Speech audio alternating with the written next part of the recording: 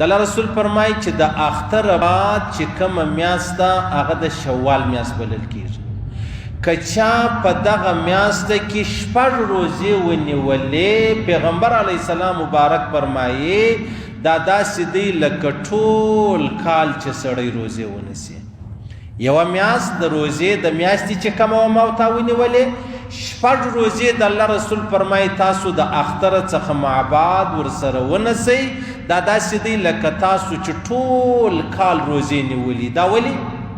هغه وجه دا ده، الله فرمایي من جاء بالحسنة فله 10 امثالها. که چا یو واره دا وویل سبحان الله، الله د 10 وارو سبحان الله ثواب ورکوي.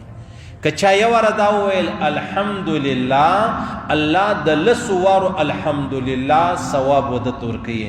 نو که چا یوه روزه ونیوله دا داسې دی لکه د چې 10 روزې نیولي، د 10 روزو ثواب الله ورکوي. نو چې ما او تا کله مطلب یوه میاشت د روزې د میاشتې ونیوله روزه، 6 ورځې مې نورې ورسره کړلې، نو دا زموږ کال چې دی دا تقریبا 380 ورځې دی. 380 دغه 10 راواخله چې دا میاشت د روزې د دا ضرب که په 10 کې دا 300، دا 6 روزې راواخله دا ضرب که په 10 کې دا 80، نو 300 چې مطلب زما استاد د روزې د میاشتې هغه خبره سوله، او 80 چې دی هغه په دا 6 باندې سولې. نو من جاء بالحسنة فله 10 امثالها. چا چې یوه نیکي وکړه ګویا هغه 10 واره د نیکي وکړه، نو ګویا ټول کال ما ورته روزه چې د هغه ونیولم. د پیغمبر علیه السلام مبارک یو عادت، دغه روزې چې ما کومې در وښول د 6 د شوال، ښه خبره ده سړی ونیسي، مستحب کار دی. خو چې کوم سړی نسی هغه نیوکه پر هغه چا نسی کولی چې ته ولې روزې نه نیسي، جوړ یې روغ یې. او چې کوم څوک یې نسی دا بل ورته ویلی نسی، تا د کومې خوا رااخیستې ده ورور؟ هغه زړې روزې لا نه دي ختمې سوي، تا نورې شروع کړې. الله به چاته د عبادت توفیق ورکړی، نو هغه توفیق خو ما او تا نسو ځینې اخیستلی. صحیح سلو. او بله خبره دا ده چې پیغمبر علیه السلام عادت مبارک و هر میاشت 3 روزې ایام 20 بلل کېږي.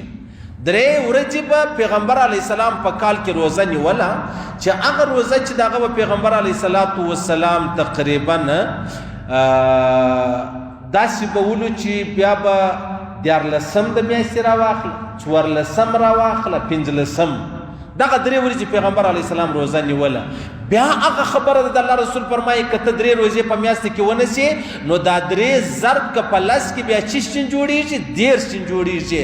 نو دلته د الله رسول فرمایي چې ته 3 روزې د میاشتې ونیسې، دا داسې دی لکه ټوله میاشت چې تا روزې نیولي.